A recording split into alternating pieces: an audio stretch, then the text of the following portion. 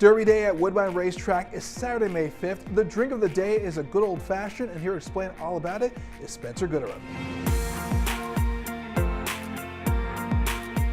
All right, Spencer, Derby Day is just around the corner, and of course, it's about enjoying yourself. What will be the drink of choice for this event? So for the Derby Day, I went with one of my favorite cocktails, very classic, just a simple old-fashioned.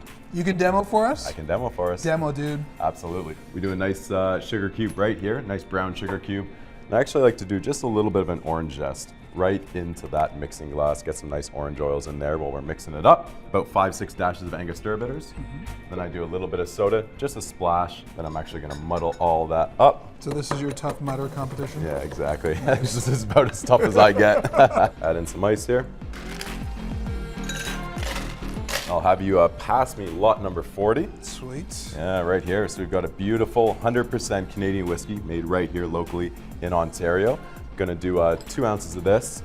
And the reason rye whiskey works so well in an old fashioned is that rye is a very bold whiskey. Nice spice notes, some cinnamon, some clove, nice hot pepper to it. So really balances out a cocktail quite well. I'm gonna stir that up. We're gonna dilute it down just a touch and of course cool it at the same time.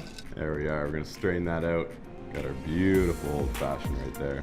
Gonna garnish it up, a little bit of orange zest. Exactly, right? Just gonna kind of zest it on top right there. There you are, my friend. Thank you.